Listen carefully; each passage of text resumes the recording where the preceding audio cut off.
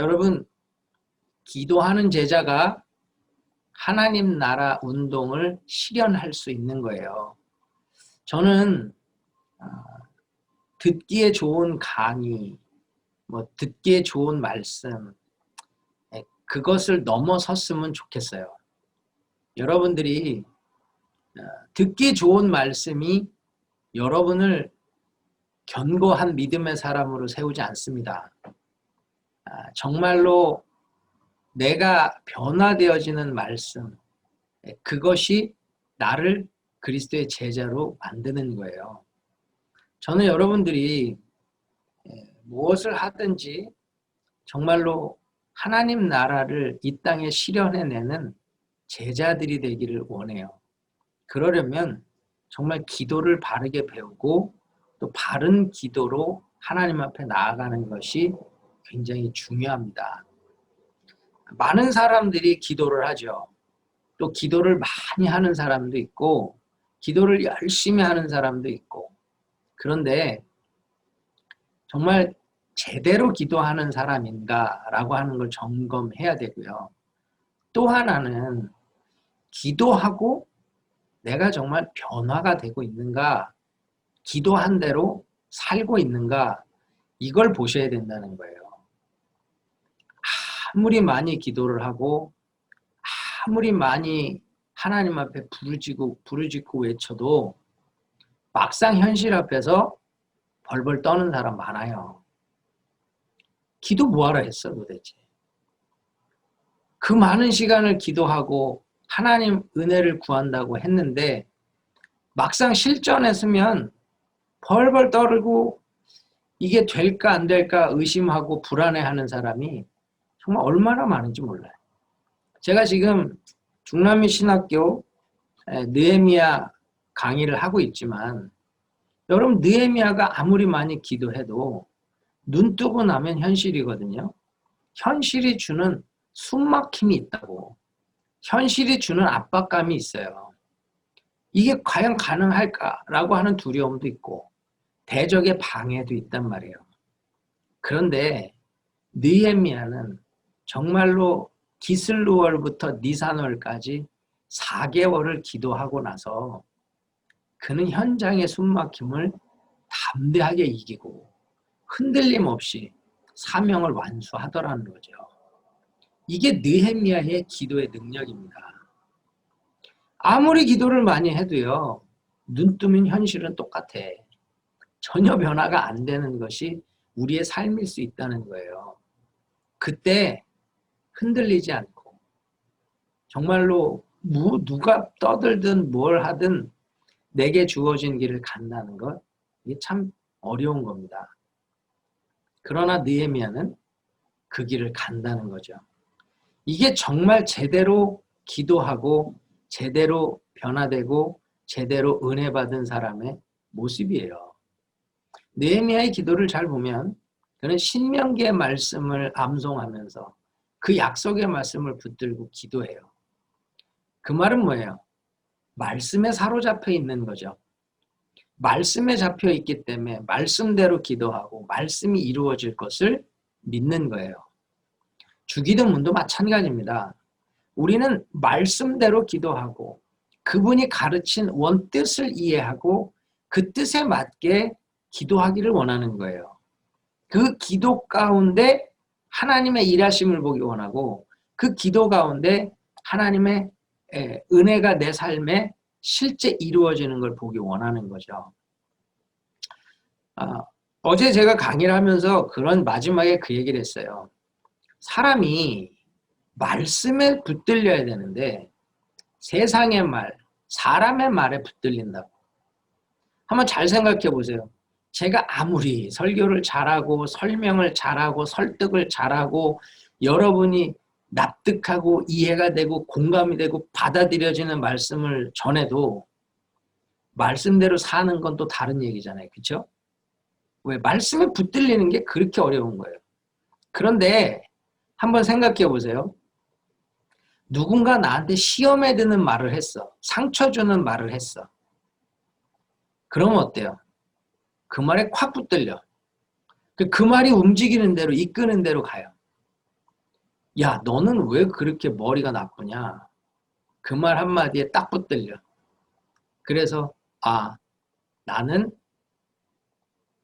정말로 돌머리구나. 그럼 누가 무슨 말을 해도 그래, 난 돌머리라 못해. 나는 머리가 나빠서 못해. 뭐 이렇게 살아가는 사람들이 있잖아요. 왜 딱 말 한마디에 붙들리는 거예요? 그 말을 못 버려. 그 말을 못 떨쳐버려서 그 말에 이끌리는 사람이 얼마나 많은지 몰라요. 그런데 말씀은 어때요? 하나님의 말씀은요, 구구절절 옳은 말씀, 은혜되는 말씀인데 들을 때뿐이야. 그 말씀에 잡혀서 사는 것이 쉽지 않은 거예요.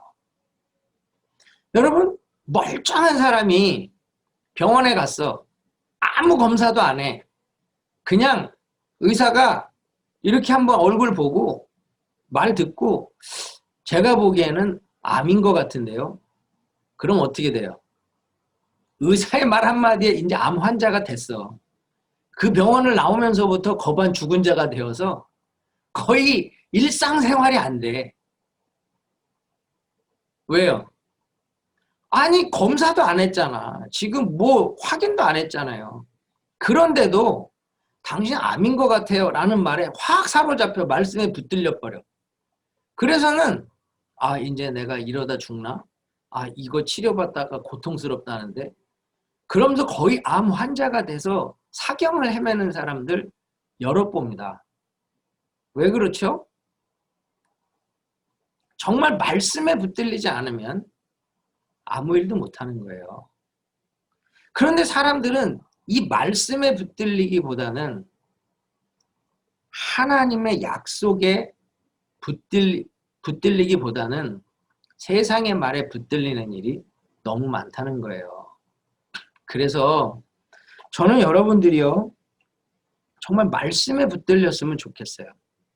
이 기도라는 이 가르침에 붙들리면 좋겠고, 이 하나님의 말씀에 붙들리면 좋겠고, 그 하나님 은혜에 붙들리면 좋겠어요. 주기도문을 하면서 여러분 이 주기도문에 붙들렸으면 좋겠습니다. 이 말씀이 붙드는 자리에서 여러분이 살아갔으면 좋겠어요. 하나님께서 여러분을 붙들고 계시고 하나님께서 여러분을 이끌어 가시는 그 삶이 주기도문이 내 삶의 실제가 되므로 하나님이 이렇게 하셨습니다. 저렇게 하셨습니다를 간증할 수 있는 사람. 그 은혜가 있기를 축복합니다. 오늘은 나라가 임하시오며 예전 성경 나라의 임하옵시며 Your kingdom come 당신의 나라가 오기를 원합니다 라는 내용으로 은혜 나누기를 원하는데요. 여러분 이 하나님 나라라고 하는 거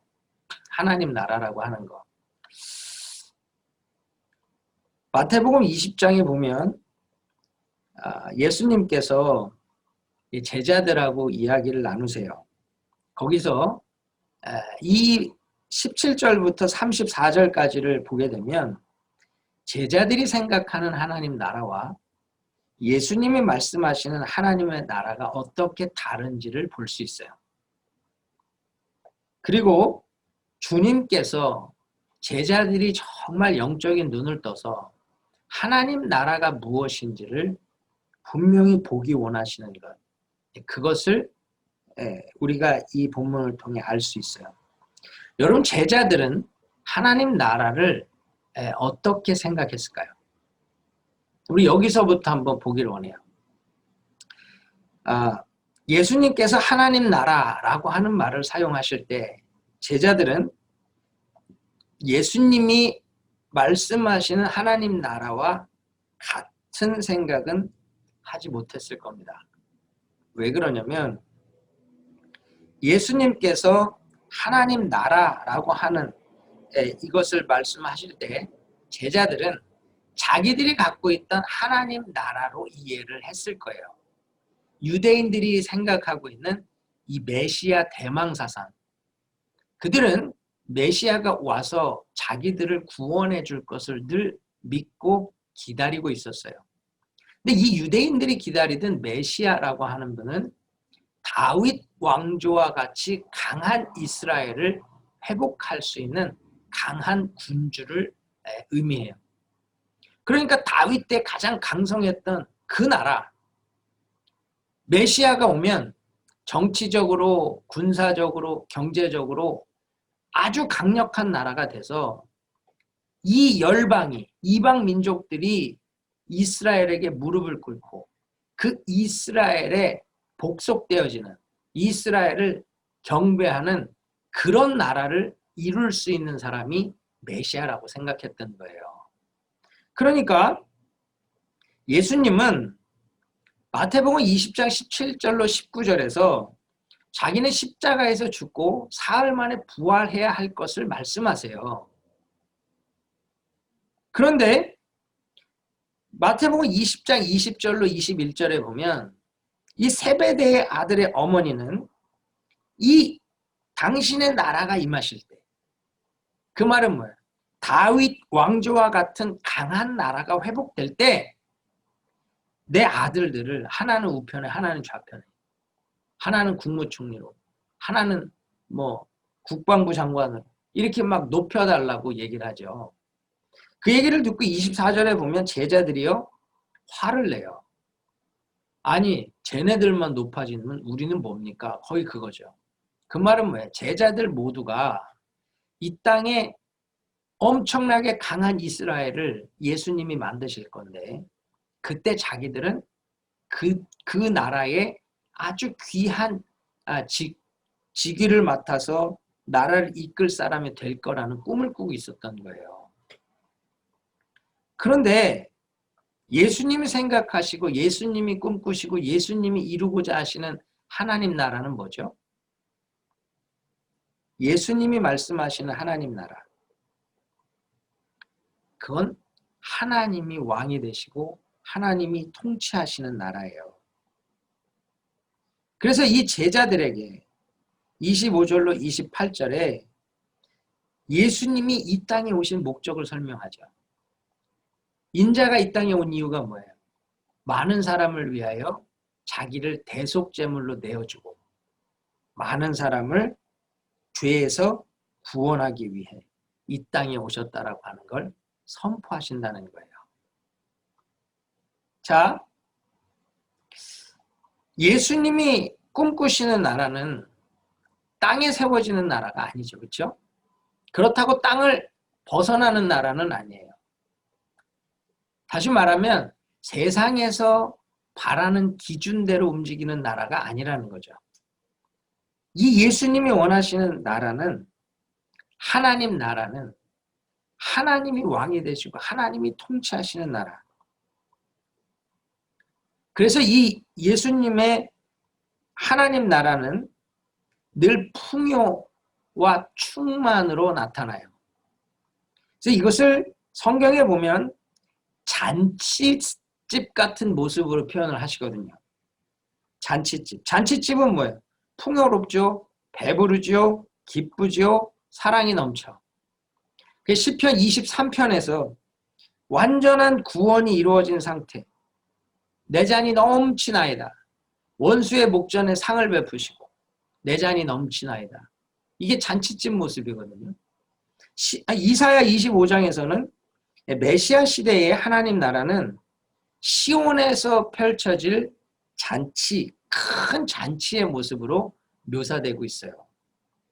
그렇기 때문에 하나님께서 말씀하시는 나라, 이거는 풍요롭고 충만해. 반대로 사탄의 나라는 어때요? 늘 부족해, 늘 불만이고, 늘 아프고, 늘 슬퍼요. 그래서 어떻게 해요? 늘 다툼 가운데 살아가죠. 늘 다툼 가운데 살아가. 주님이 말씀하시는 이 하나님의 나라, 이 풍요와 이 충만으로 묘사된 잔치집과 같은 나라, 분명히 제자들이 꿈꾸는 나라와 똑같아 보여요. 그런데 무엇이 다른가? 이것을 제자들은 보지 못하고 있어요. 그래서 다음에 바로 무슨 이야기가 나오냐면 맹인들이 눈을 뜨는, 주님이 눈먼 자의 눈을 뜨게 해주시는 사건이 나와요. 그게 뭐예요? 제자들이 영적인 맹인이라는 거죠. 제자들이 지금 하나님 나라를 눈으로 보고 있으면서도 이해를 못하고, 눈으로 보고 있으면서도 깨닫지 못한다는 거예요. 그것을 알지 못하고 깨닫지 못하기 때문에 지금 맹인들의 눈을 뜨게 해주시면서 제자들에게 영적인 눈을 떠서 하나님 나라를 보고 하나님 나라를 이해하기 원하는 겁니다. 여러분, 우리는 하나님 나라를 무엇라고 생각하세요? 내가 지금 하나님 나라가 임하기 원합니다 라는 기도를 하는데 하나님 나라가 임한다. 그것이 과연 어떤 의미인지 여러분 이해하십니까? 정말 깨닫고 있어요. 우리가 그걸 깨닫지 못한다면 우리도 영적인 소경이에요. 눈은 떴는데 보지 못하는 자라고, 눈은 떴는데 이해하지 못하는 자예요. 제자들도 이 땅의 풍요와 충만을 누리는 강한 나라를 꿈꿨어요. 예수님도 잔치집으로 묘사하는 것 같이 엄청난 풍요와 충만을 하나님 나라의 그림 언어로 묘사하고 있다는 거죠. 그런데 그 차이가 뭐냐는 거예요. 그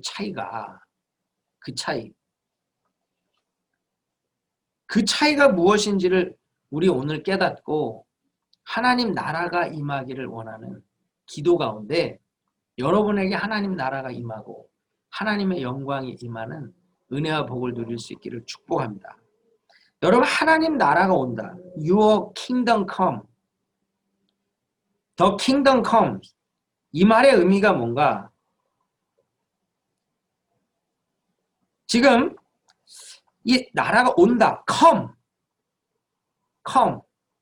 이게 나라가 온다는 거와 나라가 임한다는 거와 우리가 다음 시간에 살필 뜻이 하늘에서 이루어진 것 같이 땅에서 이루어지다의 차이가 있어요. 그 차이는 다음 주에 설명을 하겠지만 나라가 온다는 건 이런 거예요. 여러분, 고려가 망해요. 그리고 뭐가 서요? 조선이 서요. 고려가 망하고 조선이 선다. 고려가 끝나고 조선이 오는 거죠. 그렇죠? 그렇게 이해하시면 돼요.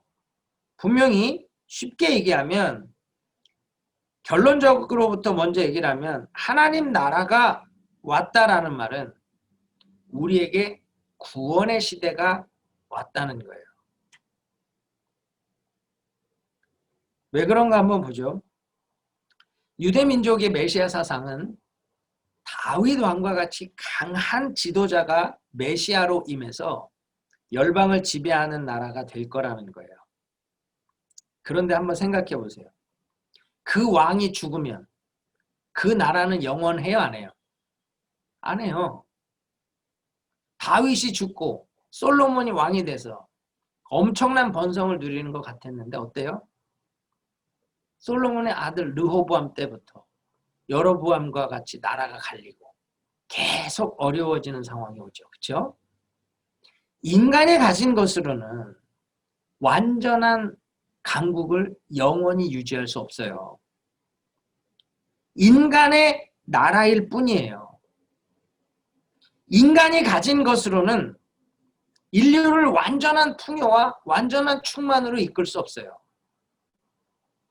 그래서 제자들이 꿈꾸는 하나님 나라라고 하는 건 예수님 살아계실 동안 가능한 거를 꿈꾸는 거예요. 그런데 주님은 어때요? 그걸 꿈꾸는 게 아니죠. 주님이 십자가에 죽으시는 것이 너희에게 유익하다고 하세요. 사람들은 왜 죽냐고 말도 안 된다고. 베드로는 절대 그런 일은 없을 거라고 예수님 막 꾸짖잖아요. 그런데 주님은 내가 죽는 게 너에게 유익하대요. 왜요? 구원이 열리니까. 왜요? 성령이 임하니까. 분명히 이 제자들이 원하는 나라는 인간의 나라 운동이에요. 인간의 나라 운동. 그때밖에는, 잠시밖에는 풍요와 충만을 줄 수 없는 것. 그런데 예수님이 원하시는 나라는 어떤 거예요? 영원한 나라예요. 영원한 나라. 그 풍요와 그 충만이 영원하다는 거죠. 하나님은 그 나라가 오게 만드셨다는 거예요.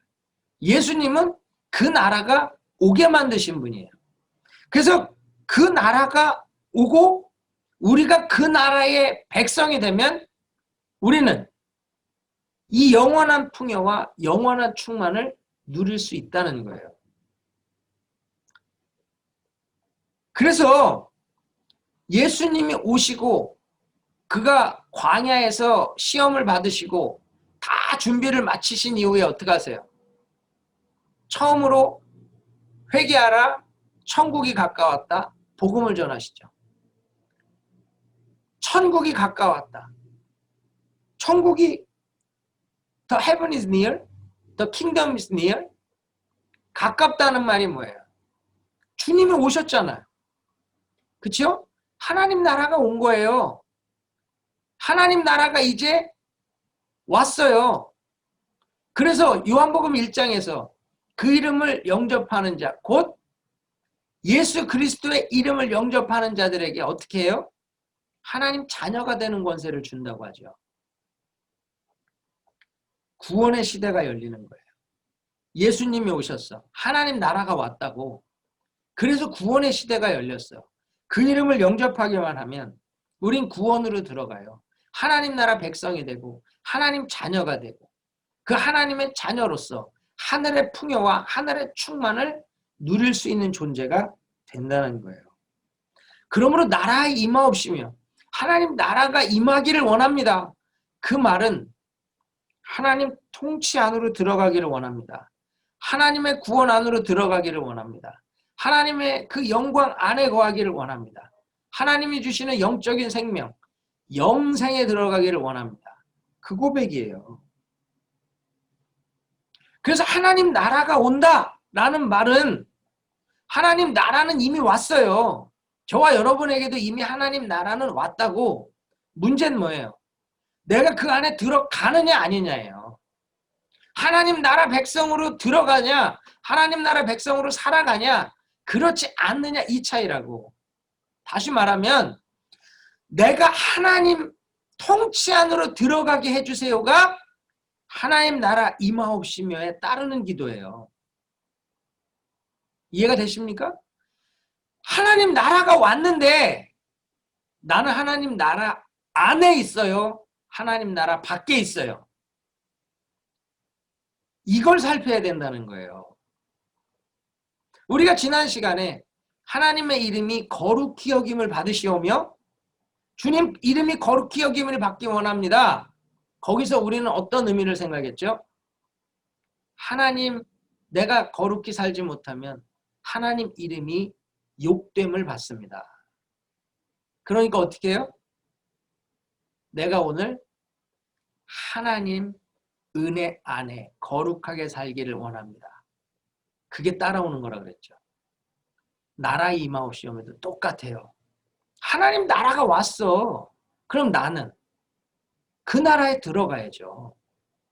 내가 그 나라에 들어가서 하나님이 왕이 되시고 하나님이 통치하시는 그 자리에 살아가고 있는가? 그걸 돌아보는 기도를 하는 거예요.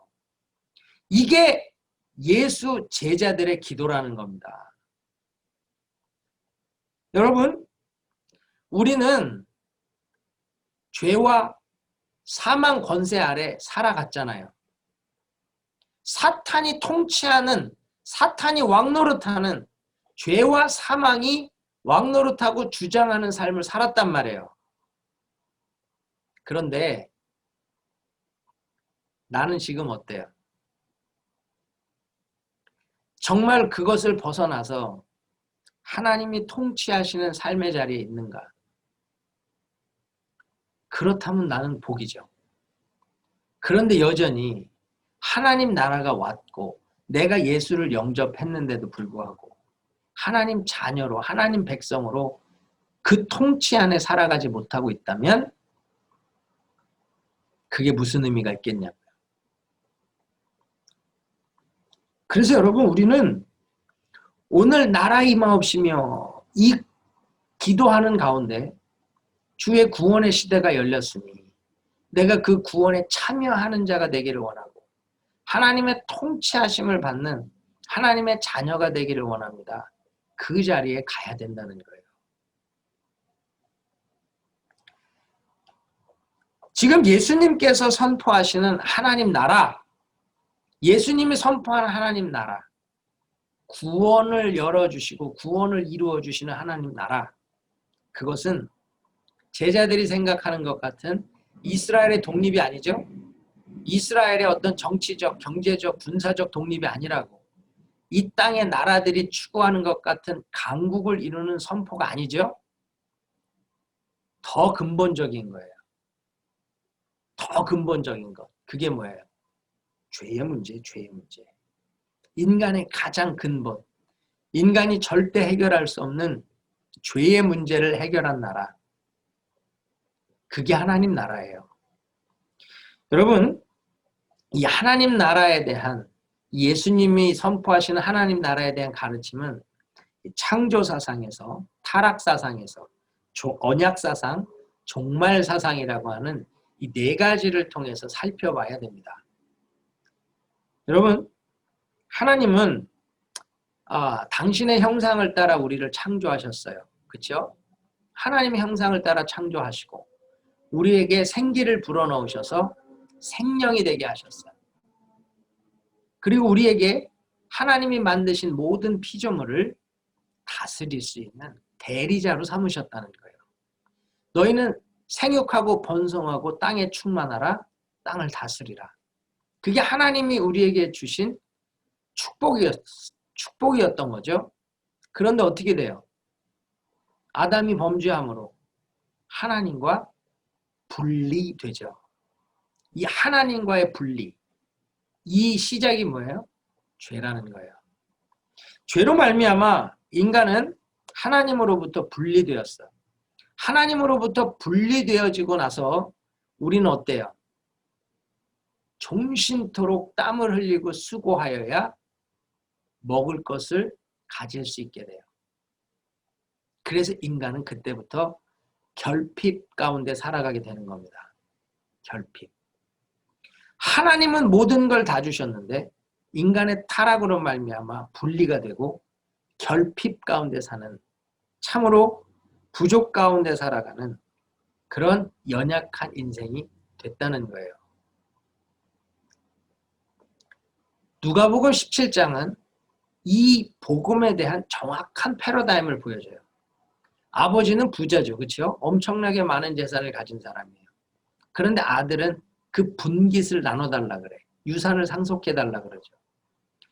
유산을 상속받고 나서 자기가 가진 것으로 모든 걸 하고 살 수 있을 것 같은데 어때요? 아무것도 못하는, 다 날려버리고 돼지가 먹는 쥐염 열매도 먹지 못하는 그런 존재로 전락돼요. 풍요로운 아버지로부터 분리되어지니까 결핍 가운데 살아가는 거죠. 부족 가운데 살아가는 거예요.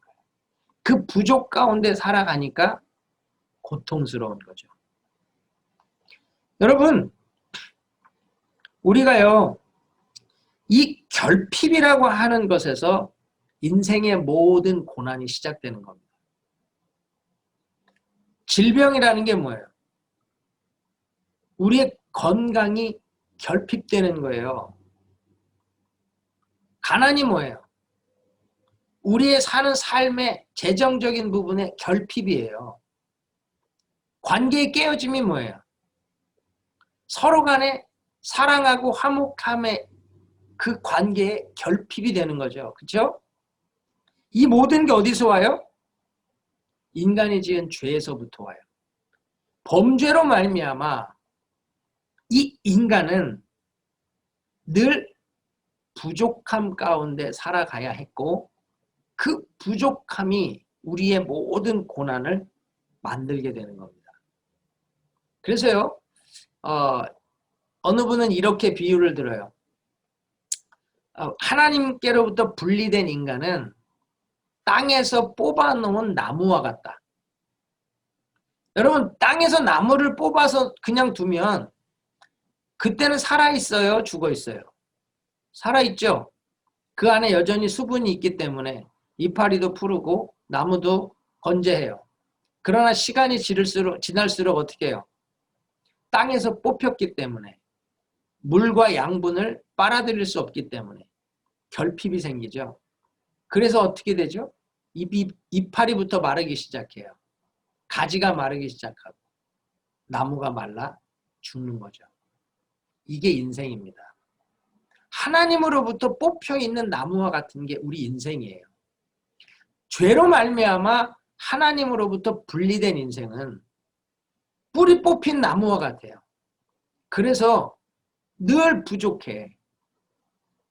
우리는 결국은 병들고 늙고 죽는 겁니다. 이것이 인간의 죄로부터 만들어진 인간의 실존이에요. 실존. 저와 여러분 모두는 결국은 죽을 수밖에 없는 존재인 거죠. 예수님은 이것을 해결하기 위해 오신 거예요. 그래서 예수님은 모든 인류에게 이 죄로 말미암아 결핍 가운데 죽어가는 인생들을 하나님께 연결시켜서 영원히 사는 존재로 만들기 원했던 거예요. 이게 하나님 나라 운동이고 이게 복음입니다. 여러분, 로마서 6장 23절에 보면 죄의 싹은 뭐라 그래요? 사망이라 그래요. 사망. 이 죄의 싹이라고 하는 이 단어는 헬라어로 옵사리온이라는 단어인데, 이 옵사리온이라는 단어는 이 용병들에게 월급을 줄 때 쓰는 단어예요. 그러니까 죄의 싹, 죄를 짓죠? 그러면 죄의 왕노릇하는 사탄이 월급을 줘요. 죄를 지면. 그 월급이 뭐예요? 사망이에요. 사망. 이해가 되십니까? 그래서 인간은요, 결국 죄 때문에 결핍이 생기고요. 그 결핍으로 고난 가운데 살아가고요. 그 고난 가운데 신음하는 것이 인생인 거예요. 그런데 하나님은 이 하나님 나라 운동을 통해서 이 결핍의 문제를 해결하기 원하는데, 결핍을 해결하려면 죄의 문제를 해결해야 되고, 죄의 문제가 해결이 되면 하나님의 풍요와 충만, 잔치집과 같은 은혜를 누릴 수 있다고 하는 것을 이야기하고 있는 겁니다. 그러므로 여러분, 내가 오늘 뿌리 뽑힌 나무는 아닌가? 한번 보세요. 내가 예수를 믿는다고 하는데 나는 정말로 시편 1편에서 얘기하는 뿌리 깊은 나무, 그래서 시냇가에 심은 나무처럼 늘 시절을 쫓아 과실을 맺고 잎사귀가 풍요로워 마르지 아니함 같은 그런 인생을 살고 있나? 아니면 정말 뿌리 뽑힌 나무처럼 시들시들 희말이 없이 매갈이 없이 꿈도 없고 비전도 없고 소망도 없이 살아가고 있지 않은가? 여러분, 이걸 좀 보실 수 있기를 원합니다. 오늘 나를 돌아볼 때 내 삶은 왜 이렇게 고난이 많고 어려움이 많고 늘 힘든 게 많고 늘 부족한 게 많고 어려운 게 많은가? 이걸 돌아본다면 결핍의 문제가 어디서 오냐? 하나님과 내가 분리되어지면서 온다는 것. 하나님과 내가 어디서 분리가 되었나? 죄에서, 내 믿음 없음에서. 그 분리로 말미암아 결핍이 나를 이끌고 있다면, 여러분, 우리 정말 나라가 임하시오며 하나님 나라 임하셔서 이미 이 땅에 하나님의 나라가 도래했는데 내가 그 하나님 나라에 들어가지 못하고 있는 나의 모습을 정말 안타까워하면서 하나님 나라 안으로 들어가는 그러한 기도로 하나님 앞에 설 수 있는 저와 여러분 되기를 축복합니다. 여러분, 예수님은 정말 여러분이 우리 모두가 하나님 나라, 바로 결핍에서 해방된 백성으로 살기를 원하는 거예요. 죄와 사망에서 해방되고 인생의 고난, 인생의 결핍에서 해방되고 정말로 하나님의 자유 가운데 살아가는 삶이 되기를 원하신다는 거죠. 그래서 제자들에게 나라가 임하시오며 하나님 나라가 임하기 원합니다. 기도하라고 가르치시는 거예요. 하나님 나라가 임하시오. 예수님이 와 계시잖아. 예수님으로 하나님 나라가 임했잖아요. 그 하나님 나라가 임했는데 왜 그 하나님 나라를 온전히 세우지 못하냐는 거죠. 그래서 여러분 우리가 하나님 나라가 임한다라고 하는 것, 여러분 이걸 놓치지 마시고 하나님 나라가 임하시오며 정말 이 하나님 나라 안에서 하나님과 동행하는 그 하나님의 복을 누리는 저와 여러분 되기를 축원합니다. 여러분 이 하나님 나라 안에 들어가면 나무가 마치 땅에 다시 심기우는 것 같은 거예요. 나무가 땅에 심기우면 다시 양분을 또 수분을 빨아들일 수 있으니까 살아나잖아요. 그래서 나라 안으로, 하나님 나라 안으로 들어가면 살아난다는 거예요. 하나님 나라 안으로 들어가면 살아나는 거예요. 우리의 삶이 살아나고 우리의 꿈이 살아나고 우리의 소망이 살아나고 우리 안에 두신 하나님의 영광이 살아난다는 거예요. 저는 여러분들이 그 은혜 가운데 설 수 있기를 축복합니다. 이 하나님 나라 안에 들어가면 우리 안에는 전인적인 치유와 회복이 일어나요. 전인적인 치유가 뭘까요? 여러분 우리는 치유 그러면 늘 좁은 의미로 귀신이 떠나거나 상처가 치유되거나 육신의 질병이 치유되는 그것만을 생각해요. 그러나 하나님 나라가 임하고 하나님 나라 안에 들어갈 때 일어나는 치유와 회복은 단순히 이 축사나 신유라고 하는 좁은 의미가 아니고요. 인간이 살아가면서 경험되어지는 모든 영역에서 경험되어지는 고난, 모든 영역에서 생겨지는 어려움을 해방하는 것. 그게 치유고 회복이에요. 이게 전인적 치유고 회복이에요. 자, 하나님 우리를 자녀 삼으셨잖아요. 하나님을 아빠라고 부를 수 있어. 그래서 자녀는 아빠 그 이름에 부끄럽지 않은 거룩한 삶을 살아야 돼. 그런데 그렇게 살기 위해서 뭐가 필요해요? 하나님 나라가 임해야 돼. 전인적 치유와 회복이 있어야 돼요. 그래야 제자의 삶을 살 수 있고 그래야 하나님 나라 운동을 감당하는 거예요. 치유받지 못한 사람이 제자가 되면 또 아픔을 주고 상처 주는 사람이 됩니다. 아시겠어요?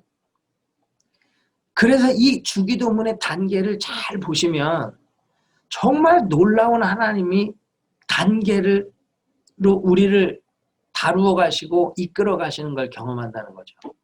많은 사람들이 기도를 그렇게 하지 못해요. 하나님 아빠, 그 아빠와의 문제가 해결이 되고 그 이름이 거룩히 여김을 받으시오며 내가 그 이름에 합당한 삶을 살고 있는지를 돌아보는데 그게 안 돼. 왜 안 돼요? 결핍 때문에.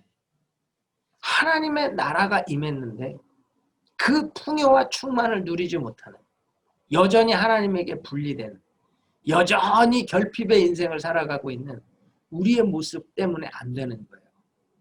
그러니까 진짜 하나님 나라가 임하고 하나님 나라 안에 들어가는 그 거룩한 은혜를 누릴 수만 있다면 여러분 우리는요 엄청난 하나님의 일을 감당할 수 있는 존재가 되는 겁니다.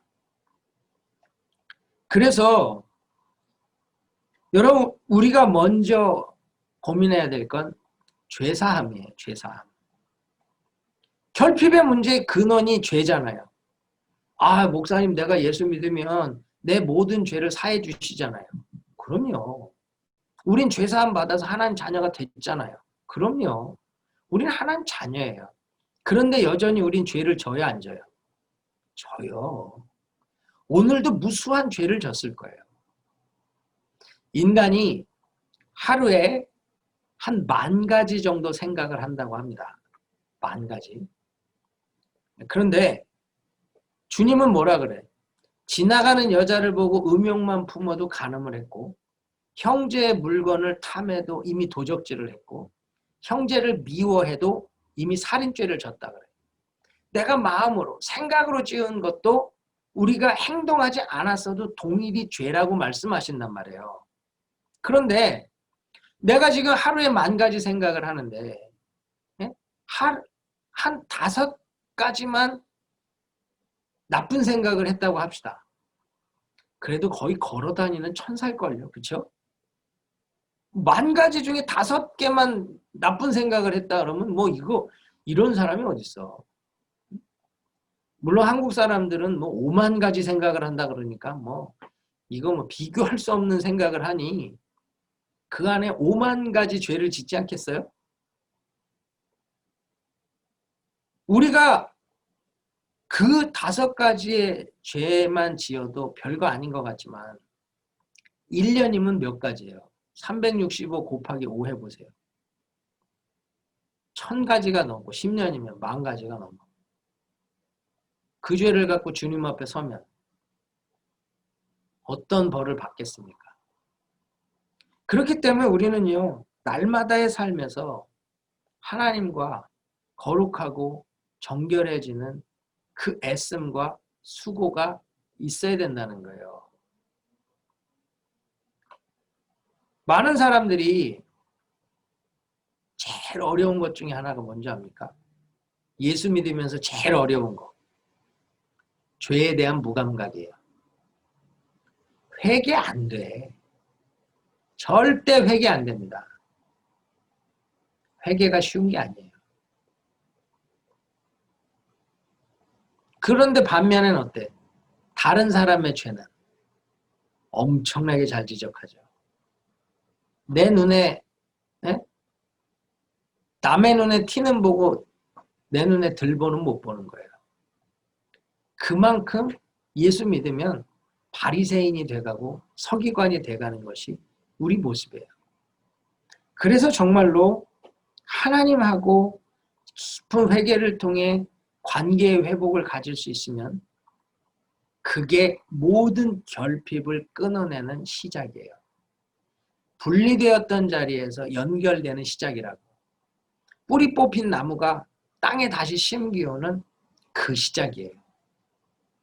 여러분 오늘 하나님 나라 안에 들어가기 위해 다시 하나님과 연결되기 위해서 내가 어떤 죄를 짓고 어떤 연약함 가운데 있었는지를 돌아볼 수 있기를 축복합니다. 이 죄가 왜 중요하냐면 여러분 이 요한복음 9장 1절로 12절을 보면 날 때부터 소경된 사람 이야기가 나오죠. 그래서 유대인들이 물어요. 이 사람이 소경이 된 것, 태어날 때부터 소경인 게 부모의 죄입니까? 이 사람의 죄입니까? 왜냐하면 유대인들은 날 때부터 소경이 됐다. 이것은 하나님의 심판이라고 믿었어요. 그러니까 죄 때문이라고 믿었다는 거예요. 그런데 예수님은 뭐라 그러세요? 이건 하나님이 하시는 일을 나타내고자 합니다. 라고 말씀하시거든요. 누구 죄 때문도 아니라는 거예요. 하나님의 영광을 위해서 이 일을 허락하셨다는 거예요. 그 말이 뭐냐면 질병이라고 하는 것, 우리 안에 나타나는 고난의 증상들, 죽음의 증상들이라고 하는 것들이 무조건 죄 때문만은 아닙니다. 우린 이걸 분별하셔야 돼요. 분명히 범죄로 인하여 생기는 병이 있어요. 열왕기하 5장 27절에 보면 게하시가 문둥병이 걸리죠. 왜 문둥병이 걸려요? 재물을 탐하는 욕심의 죄를 범해서 거짓말하고 나아만 장군에게 재물 받아오다가, 그렇죠? 죄 때문에 하나님의 심판으로 병이 걸리기도 해요. 그런데 또 사탄으로 말미암아 귀신으로 말미암아 병이 들기도 해요. 그래서 성경에 보면 뭐 복음서에 보면 귀신 들려 벙어리 된 자, 귀신 들려 소경된 자, 그렇죠? 네, 이 귀신이 병들게 하는 사람도 있단 말이에요. 그런데 죄 때문도 아니고 귀신 때문도 아니고 내 부주의로 생기는 병도 있어요. 덥다고 창문 열고 자다가 갑자기 밤에 추워져서 감기 걸렸어. 그러고는 기도해. 이 감기 걸리게 한 귀신아 예수 이름으로 떠나가라. 이 마귀야 떠나가라. 그럼 마귀가 그럴 거야. 억울하다고. 야 무슨 나 때문이냐. 네가 창문 열고 이불 안 덮고 자서 그렇지. 왜 나한테다 그러냐. 우리는 이걸 분별해야 된다는 거예요. 내 부주의 때문에 병에 걸렸냐? 아니면 마귀 역사냐? 아니면 범죄에서냐? 우리는 이거를 구분을 해야 된다는 거죠. 여러분 마가복음 2장에 보면 일어나지도 못하는 중풍병자가 있죠. 그래서 친구 넷이 지붕을 뚫고 예수님께로 중풍병자를 침대에 달아 내리워요. 그렇죠? 그를 내려요. 어떻게 돼요? 주님이 네 병이 치유받았다 그래요? 아니요. 네가 죄사함을 받았으니 일어나 나가라고. 죄 때문에 걸린 거예요. 그 죄 때문에 걸린 병은 주님이 사함으로 고쳐주시죠. 이 소경된 자는 죄 때문이 아니야. 그렇죠? 그러나 이 중풍병자는 네가 죄사함을 받았대요. 죄사함 받은 것이 하나님과 연결되니까 그 질병에서 벌떡 일어나서 건강이 회복되더라는 거예요. 우리도 똑같아요. 내가 죄 때문에 병에 걸릴 수도 있고요. 내가 하나님의 영광을 드러내기 위해 병에 걸릴 수도 있어요. 우리는 그것을 분별해야 되지만 중요한 건 뭐예요? 하나님과의 연결이에요. 하나님께로 들어가는 거예요. 뿌리 뽑힌 나무가 다시 땅에 박히우는 것처럼 하나님과 분리되었던 우리가 하나님께 다시 들어가는 거예요. 하나님께 연결되는 거예요. 무엇에서? 죄사함에서. 거기서부터 시작하는 거예요. 그 죄의 사함에서 시작하면 우리 육신의 질병, 우리의 삶의 고난, 여러 어려움의 증상들이 회복되는 겁니다. 여러분 안에 지금 어려움이 있으십니까? 오늘 정말 깊은 기도를 통해 하나님과 내가 끊어진 것이 그 끊어진 이유가 무엇인가 이걸 보세요. 그걸 보시고 하나님께로 들어가는 은혜가 있길 바랍니다. 하나님과 연결되면 그때부터 은혜가 있는 거예요. 회복이 있는 거예요. 치유가 있는 거예요. 여러분 두 번째는 영적인 치유예요. 죄사함으로 말미암아 우리 육신의 삶의 결핍의 문제가 해결이 되고 풍요와 충만이 임하는 것. 이것도 중요하지만 진짜 중요한 건 뭐예요? 영적인 치유고 영적인 회복이에요. 마가복음 5장에 보면 군대 귀신이 들렸던 자를 고쳐주시죠. 이 군대 귀신이 떠나고 나서 이 사람이 정신이 온전해지고 정상적인 삶을 살거든요. 사실 영적으로 묶여있는 사람들 많습니다.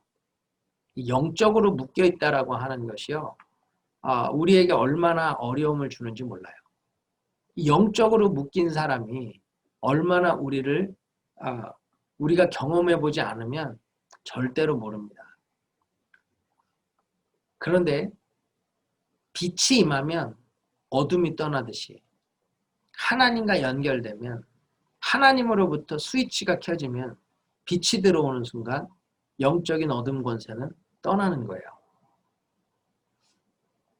여러분 이 성령에 플러그인 된다라고 하는 것, 하나님께 플러그인 된다라고 하는 것, 이게 굉장히 간단하면서도 참 어렵죠. 이 성령에 플러그인이 되면 이게 모든 게 다 그냥 한순간에 풀리는데 이 성령에 플러그인 된다는 것이 참 어려워요. 목회를 하면서 제일 어려운 게 이거예요. 정말로 영적으로 플러그인만 되면 그 안에 있는 우울증도, 그 안에 있는 소망 없음도, 그 안에 있는 정말 비전 없이 낙심하는 마음들도 다 한순간에 물러갈 수 있는데, 이 플러그인 하는 게 그렇게 어렵더라고요. 영적으로 하나님한테 플러그인이 되는 순간에 이게 그냥 끝나거든요. 여러분 컴퓨터에 전화기에 어떤 앱이라고 하는 걸 깔면 줌, 지금 우리 쓰는 줌도 앱을 딱 깔면 그냥 이렇게 전 세계가 연결이 돼서 우리가 강의도 하고 예배도 드리고 모임도 가질 수 있잖아요. 그런데 앱이 없으면 아무것도 못하죠. 그렇죠? 이게 성령이 다운로드 된다는 게 이런 것 같아. 성령이 우리에게 다운로드가 되면요. 그게 프로그래밍이 내 안에 깔려 있으면 성령이 다운로드 된 그 안에서 마음대로 활용할 수가 있는데요. 이게 성령이 클릭이 돼서 다운로딩이 안 되네. 앱이 안 깔리는 것처럼 그냥 내 안에 임하는 하나님의 은혜를 누리지를 못하는 거예요. 오순절 마가의 다락방에 성령이 다운로드 된 거 아니에요. 그들에게 성령이 다운로드 돼가지고 그들이 성령의 프로그램으로 움직여지니까 그냥 한 번에 복음 전하면 3,000명씩 예수 믿고 자기 있는 거 다 팔아서 교회에 드리고 서로 통용하고 나누는 일이 생기는데 이게 안 돼. 여러분, 이 영적인 치유라는 게 그래요. 뿌리 뽑힌 나무가 지 혼자 누워있고 싶겠어? 자기도 그 땅에 박히고 싶겠지? 원수마귀가 뽑아놓고 그냥 가버렸네. 누가 이걸 다시 심어주면 좋겠는데 그거를 할 사람이 없어서 말라 죽어가는 거 아닙니까? 제가 지금 여러분에게 말라 죽어가는 사람들을 다시 하나님께 심기 위해 이 말씀을 하고 있는 거예요. 여러분, 이 말씀이 여러분을 지금 다시 하나님께로, 분리된 하나님께로 연결시키는 일을 하고 있는 거거든. 이 말씀 가운데 클릭이 되고 성령이 다운로드가 되고 영적으로 클릭이 돼서 하나님과 연결된 사람은 이 말씀으로 살아나요. 그런데 이게 참 그렇게 어려운 거예요. 설명하면 그때뿐이고 가르치면 그때뿐이고 뒤돌아서면 또 안 되고 문제 만나면 또 무너지고. 그래서 어떻게? 날마다 성령 충만 받는 거예요. 날마다 하나님의 성령에 클릭되고 성령에 연결되려고 힘쓰고 애쓰는 거예요. 그 자리에 서야 온전해지는 겁니다. 여러분, 정말로 하나님께서 우리를 영적으로 변화시켜주는 자리에 가야 되는데, 그러려면 항상 내가 성령의 플러그인이 돼서 영적인 치유와 회복 가운데 살아가고 있는 걸 고민하세요. 내가 말씀에 플러그인이 돼 있나? 예? 내가 말씀에 연결이 돼 있나? 그것을 고민하면 내 안에 하나님 나라가 임하는 거예요. 그 통치 안에 들어가서 사는 겁니다. 우리가 죄사함으로 육신의 삶의 여러 문제들을 풍요와 충만으로 누리고 그 죄사함 때문에 영적인 치유와 회복을 누리고 마지막으로는 관계의 회복이에요. 누가복음 19장에 보면 삭개오가 나오죠. 그는 사람들에게 손가락질 받던 세리였어요. 돈은 엄청 벌었는데 누구도 그를 좋아하지 않아. 그런데 주님이 그를 만나주시죠. 삭개오야 내려오라. 오늘 내가 너의 집에 임하여 하리라. 하나님 나라가 왔잖아요. 그렇죠? 하나님 나라가 왔어. 삭개오가 내가 너의 집에 유하여야겠다는 예수님의 말씀을 어떻게 받아들여요? 그 집에 예수를 모셔요. 그 말은 뭐예요? 삭개오가 하나님 나라 안으로 들어간 거예요. 그러고 나니까 어때요? 누구에게 토색한 것이 있으면 4배나 더해서 갚겠대요. 완전한 관계 회복이 이루어지겠죠. 내 거 뺏어간 사람이 4배나 더해서 돌려준다는데 싫어할 사람이 어디 있어? 하나님 나라는 그런 거예요. 갈등이 해소되고 관계가 해소되고 샬롬, 전쟁이 없는 상태. 완전한 평화가 이루어진다는 겁니다. 여러분, 저는 나라가 임하옵시며 이 나라가 임하시오며 The kingdom come 이 말씀을 그냥 단순히 한 줄 고백이 아니라 우리의 삶에서 경험했으면 좋겠어요. 저는 여러분들이 나라가 임하고 그 나라에 여러분들이 들어가는 그 은혜를 누리실 수 있기를 축복합니다. 그 나라에 들어가서 그 나라의 풍요와 그 나라의 충만을 누릴 수 있기를 축복합니다. 그게 진짜라는 거예요. 주님이 원하시는 이 기도는 단순히 우리가 아는 것을 고백하는 것이 아니고 온전히 하나님의 은혜를 누리는 그 자리에 서기를 원한다는 거예요. 나라가 임하옵시며 나라가 임하옵시며 하나님 나라 안으로 내가 들어가기 원합니다. 통치 안에 들어가기 원합니다. 하나님과 분리되어져서 내 삶에 일어나는 이 많은 문제와 아픔과 결핍과 고통들 다 벗고 하나님 나라 안으로 들어가기를 원합니다. 이거라는 거예요. 그러면 우리의 죽음의 증상들과 같은 여러 어려움들 다 치유해 주시고 회복시켜 주시고 영적으로 충만케 해주시고 관계의 회복을 주시고 정말로 하나님 나라 안에 살아가는 기쁨을 이 땅에서 누리게 되는 거예요. 하나님의 나라는 죽어서 가는 게 아니고요. 오늘 이 땅에서 누릴 수 있는 거예요. 오늘 이 땅에서 누리는 그 사람이 영원한 하나님 나라의 삶을 누릴 수 있는 겁니다. 여러분, 하나님은 우리에게 모든 걸 주기 원하시는데 우리는 그 모든 걸 누리며 살지 못해요. 이게 현실이고 이게 안타까움이에요.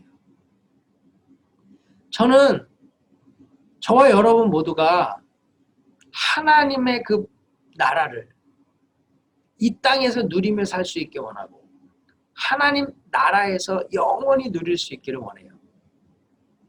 절대로 천국은 죽어서 가는 것이 아니에요. 오늘 천국을 살지 못하는데 죽어서의 천국? 그거 온전하지 않아요. 주님은 이 땅에서 천국을 살면서 그 삶이 영원한 하나님 나라로 이어지기를 원하신다는 거예요. 그러므로 오늘 정말로 하나님 통치하시는 나라 안으로 들어가기를 원합니다. 그 하나님 나라 안에 들어가 내가 정말 하나님 결핍 없는 삶, 풍요로운 삶, 하나님 나라 운동을 이루어갈 수 있는 거룩한 제자의 삶이 되게 주시옵소서. 여러분 그 기도하시고 하나님 은혜와 응답 가운데 거할 수 있기를 축복합니다. 저는 사역을 하면서 늘 무언가가 채워져서 해본 적은 없어요. 그러나 하나님이 통치하시면 모든 것이 부족함이 없다는 걸 경험했던 사람이에요. 제가 텍사스 교회 처음 부임해서 가자마자 교회 건축을 했습니다. 교회 건축을 하면서 건축은 뭐 론이 나오니까 되지만 그 안에 채워야 되는 물건들은 사실 전부 캐시로 해야 되잖아요. 근데 우리 재정집사님한테 물어보니까 이 필요한 게 얼마나 되냐 했더니 한 8만 불 정도 필요하대요. 우리 재정이 얼마입니까? 했더니 한 2만 불 정도 있대. 그러면 이제 우리는 본당에 거적대기 깔고 앉아가지고 그냥 마이크나 하나 놓고 예배드려야 되는 상황인 거예요. 근데 기도하는 중에 우리 아버지는 부자잖아요. 근데 모세가 광야에서 성막을 지을 때 백성들에게 가지고 오라고 하니까 너무 많이 가져와서 이제 그만 가져와. 차고 넘치도록 갖고 온 걸 경험했잖아요.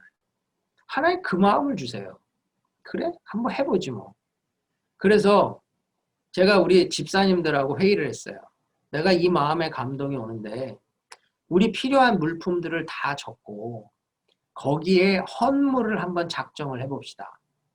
뭐 그랜드 피아노가 10,000불, 뭐 의자 하나에 50불, 뭐 주일학교 용품들 얼마, 뭐 해갖고 쭉 음향기기 얼마, 뭐 마이크 얼마, 뭐 이렇게 해갖고 쭉 리스트를 만들고 해보자고 했어요.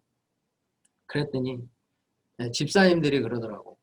목사님, 여기는 유학생 교회지 은혜교회 같이 큰 도시교회가 아닙니다. 뭐 120불, 150불 11조 하는 교회에서 학생들이 무슨 돈이 있다고 10,000불짜리 지금 피아노를 하겠습니까? 목사님 거의 이제 정신을 차리시죠. 뭐 이런 뉘앙스에서 반대만 하지 말라고. 나는 하나님이 채우신다고 믿으니까 하나님이 이 교회의 주인이시고 하나님이 다스리시면 하나님이 하실 거다. 그래가지고 제가 주일날 설교를 마치고 광고 시간에 우리 교회 건축이 끝나고 들어와야 되는데 이만큼 재정이 필요한데 없으니까 여러분들이 테이블을 하나 하든 뭐 50불짜리 의자를 하나 하든 100불짜리 뭐 책상을 하나 하든 다 할 수 있을 만큼만 적으십시오.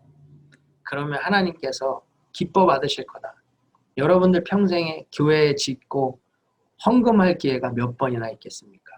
이 기회를 놓치지 마십시오 하고 제가 부탁을 드렸는데 그때 그랜드 피아노가 10,000불이었는데 집사님들은 목사님 그냥 우리 3,000불짜리 하나만 해도 되지 않을까요? 아니 들어오든 안 들어오든 뭐 10,000불이든 3,000불이든 어차피 없는 건 똑같은데 왜 못 쓰냐고 그거를. 그래서 그냥 쓰라고 그래서 했어요. 집사님들은 아유 되지도 않을 것 같고 애쓰신다 뭐 그랬는데 그때요 그랜드 피아노를 하겠다는 사람만 3분이 나왔어요. 3분이 나왔어요. 그래갖고 피아노 3대를 본당에 놓을 뻔했어요. 그거를 뭐 끌어안고 살 수는 없잖아. 그래갖고 제가 헌금하신 분들을 한테 그랬어요. 3분이 나왔는데 이거는 다 쓸 수는 없지 않겠냐. 그러면 한 분은 피아노를 하고 한 분은 우리 바깥에 아이들 위해서 놀이터 만듭시다. 그래서 그 돈 가지고 놀이터 만들고요. 차고 넘치게 들어와요. 저는 제 목양실 집기는 하나도 리스트에 올리지도 않았어요. 왜? 일단은 교회 필요한 물건부터 하자고 해서 저는 제 방 건 올리지도 않았어요. 그런데 제 방 사무 집기 책상에 뭐 소파에 이런 것까지 하라고 따로 3,000불이 들어오더라고요. 왜 목사님 방은 안 했냐고. 집사들이 그때 제일 헌금을 안 했을 거야 아마. 본인들이 막 놀래갖고 찔려가지고 이게 되는구나. 보세요. 제가 믿음이 있다고 잘난 척하는 게 아니라 하나님 나라 안에 들어가면 하나님이 다스리시고 하나님 통치하시면 하나님의 풍요가 임하더라고요. 하나님의 풍요가 이끌어 가더라고요. 저는 늘 목회자로서 넉넉한 월급을 받아본 적은 없습니다. 뭐 항상 사람이가 제 생활에 부족하면 부족했지 뭐 넘치는 적은 단 한 번도 없었어요. 그런데 그거 아세요? 부족한데 부족함이 없는 거. 참 이게 참 역설적인데요. 부족한데 부족함이 없어. 제가 한 번도 굶어본 적이 없고 한 번도 헐벗고 다닌 적이 없어. 우리 아이들이 뭐 다른 아이들보다 부족하겠지만 자기들의 필요를 못 채워본 적도 없고 어려웠던 적은 없던 것 같아요. 무슨 말이에요? 여러분 나를 보면 못해요. 하나님 보면 해요. 그게 하나님과의 연결이에요. 하나님 나라 안으로 들어가는 거예요. 저는 여러분들이 현실의 숨막힘, 현실의 좌절감, 그걸 보는 게 아니라 하나님 나라를 보고 하나님 누가 이 나라의 주인이냐를 보고 그분 앞에 은혜를 구하면 그분이 채우신다는 거죠. 그분이 감당케 하신다는 거예요. 저는 영적으로도 그렇게 대단한 실력이 있는 사람이 아니에요. 늘 강단에 설 때마다 백지가 돼. 어떻게 해야 되나? 오늘 무슨 말씀을 전해야 되나? 참 희한하죠? 아, 목사님 뭐 말도 잘하면서 왜 그런 소리 하시냐? 진짜예요. 강단에 서려고 그러면 백지가 돼. 그리고 성도들이 기도해달라고 나오면요. 무지하게 부담스러워. 내가 지금 생각해봐도 내가 기도해서 병 난 사람보다 안 난 사람이 더 많아. 내가 진짜 예수 이름이 나한테 있는데 이렇게 무력하게 참 무능하게 사는 목사가 이게 한심한 거 아니냐. 늘 괴로워하는 그런 마음이 많아요. 그런데요. 참 놀라운 건 강단에 설 때마다 하나님이 은혜 주셔서 은혜 받았다는 사람들을 보면 이건 내가 한 게 아니라 주님이 하신 거죠. 주님과 연결되어 있으면 역사가 일어나고요. 주님에게서 뽑혀 있으면 아무리 해도 안 되더라고요. 가장 중요한 건 내 뿌리가 땅에 박혀 있는 나무냐, 내가 뽑혀 있는 나무냐, 이거예요. 여러분의 기도가 하나님께 연결되어 있으면 구하는 대로 받을 것이고 풍성한 열매를 맺을 거예요. 그러나 거기서 뽑혀 있으면, 아니 컴퓨터가 플러그에서 뽑혀 있으면 뭐가 돌아가겠어? 아무것도 안 돌아가지. 우리가 뽑혀 있냐 연결되어 있느냐 이거 보는 거예요. 하나님 나라는 이미 임했어요. 예수는 이미 임하셨고 십자가에 죽고 부활하셔서 하늘에서 영원히 다스리고 계세요. 이미 이 나라가 임했다고. 문제는 뭐예요? 내가 그 안에 있냐 밖에 있느냐의 차이예요. 오늘 그 부분을 여러분 꼭 돌아보시고 그 안에 들어가셔서 예수로 말미암는 그 은혜와 영광을 누리는 저와 여러분 되기를 축복합니다. 하나님 나라가 임하셨어요. 하나님 나라가 임하셨어요. 그 하나님의 풍요와 충만이 여러분 것이 되느냐 아니냐는 그분과 연결되느냐 아니냐예요. 그분의 나라에 들어가느냐 아니냐예요. 여러분 이거 놓치지 마시고 하나님과 연결되어지는 거룩한 종들 되기를 주의 이름으로 축원합니다.